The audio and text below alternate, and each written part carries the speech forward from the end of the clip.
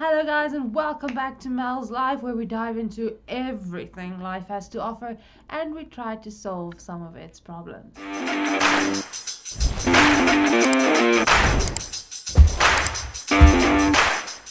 Okay, guys, so it is officially the third Monday in the month of August. Yes, I know it's very scary. I know I start every video by saying how scary it is, but it is scary because time is just flying and I do not know what's happening because it's just crazy how far into the year we are. But okay, we're not gonna focus on that today. You know, of course, that since it's the third Monday in the month of August, we have our third 1, 2, 3. Yes, 1, 2, 3. How do people do that one? I don't know, but three, you guys know what the three looks like. We have our third productivity challenge for the productivity month of August, which we are doing. So our very first productivity challenge was trying to wake up 10 minutes earlier and then eventually building on that until you're waking up at the desired time that you want to, so that you can spend more time being productive while everyone is still asleep, and you don't have any distractions. Our second challenge, which is by far the hardest, I have to say, is waking up and not spending 30 minutes on your phone after waking up. So, oh no, wait, that wasn't correct. Not spending time on your phone for 30 minutes after waking up, because not only do people serve as a distraction, but your phone and the socials and the things also serve as a distraction. And then waking up the 10 or 20 minutes earlier that you are doing is a waste because you're spending it distracted by social media instead of being productive. So that one is a tough one. I would agree with all of you, but that is the two challenges we have so far. And now it's time for challenge number 3. So both the challenges that we've had so far is about creating time to do important things. Waking up earlier to have the time without the distractions. Not spending time on your phone so that you can be productive without being distracted. It's all about creating the time to do things to be more productive. Now, the time that we are carving out for ourselves to be productive is very important because we're working really hard to create that time to be productive, to work without distractions. But if we don't manage that time effectively, it's not going to work. We are carving out that time, but if we don't have a plan on how to spend that time, then sometimes we will end up not knowing what to do and not being productive, and then that time we worked so hard to carve out for ourselves will go to waste. So that is why productivity challenge number 3 is to create a schedule, or to schedule your time. Now, I've made a video previously about how important time management and time scheduling is. I think I'll put it up somewhere if I remember so that you guys can check that out. But I think it's important to know how you're going to be spending the time that you carved out for yourself. Now, I'll get into the logistics of how to make a schedule, but first, I just want to preface it by saying, when you create a schedule, or you plan how you're going to spend your time, what you need to be prepared for is that you may not be able to stick to that schedule 100% because life happens.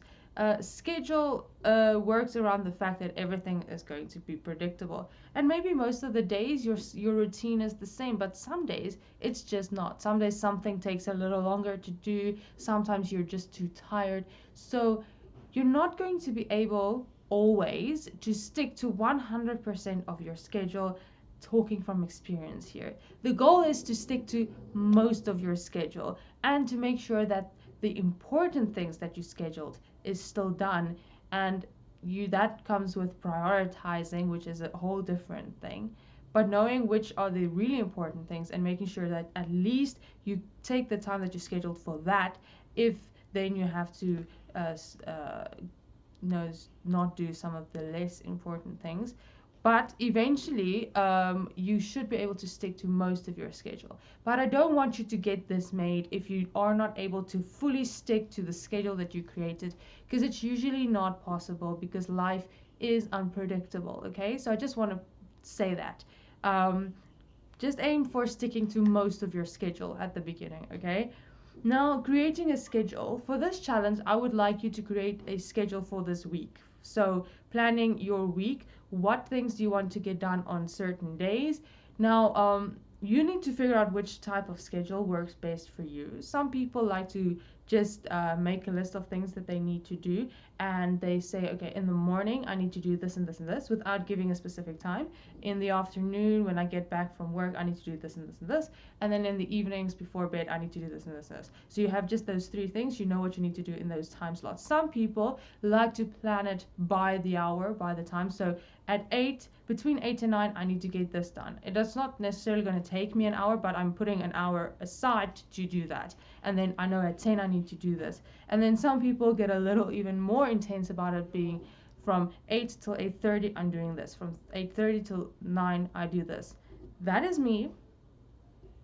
Okay.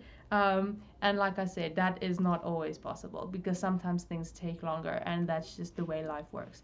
But what I want you guys to do is to create a schedule for you for this whole week. Figure out what would work best for you. If you're someone who needs to plan down to the very minute, create a schedule in that way. If you're someone who can just list the important things and allocate a time of day to do them, that's fine too. Figure out which format works best for you. As for what you're going to use, you can take a piece of paper and just write it down. You can create a Word document where you make a table for Monday, Tuesday, Wednesday, Thursday. You can do that. Or what I sometimes do is I just take my phone, take out my notes on my phone, put the times on my phone and what I need to do. Because most of us will have our phone with us the whole entire day. But since we are trying not to spend the first 30 minutes of our waking time on our phones, it would probably be best to write it down. So if you don't have a printer or something and you can't print out your Word document and you don't want to turn on your computer first thing in the morning, then maybe just taking a piece of paper, writing it down, or even drawing a table on a piece of paper and putting up against your wall. You can do that. I bought this thing. It's you can erase it, but it's like the whole calendar. So you fill in the dates and then you do your planning on there. And I have that against my wall. And that is how I try to plan my days. Most of the time I don't stick to every single second that I plan, but I stick to most of it because it does help me to know what I do need to get done on that day. So whichever format works for you, in whichever way works for you, if you want to print it out, if you want to write it out, if you just want to put it on your phone, whichever is easiest for you. I tend to like having, if I can't print it out per se, just writing it down, putting it against my wall and taking a picture. So then I have it against my wall for in the morning when I wake up, so I don't spend time on my phone. And then during the day when I may not be in my room or in my house, I have the picture on my phone for reference. Or then if you want, you can just type it out on your notes on your phone. So whichever way works for you. I know there's a lot of digital planning things out there that you could also use. You could use a diary, whatever works best for you.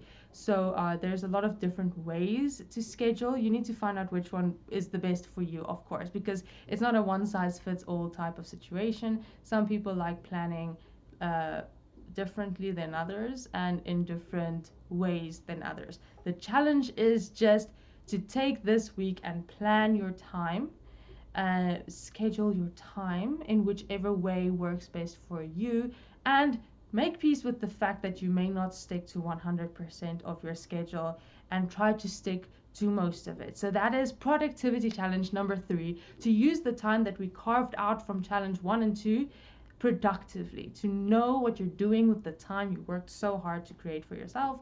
That is the end of this video.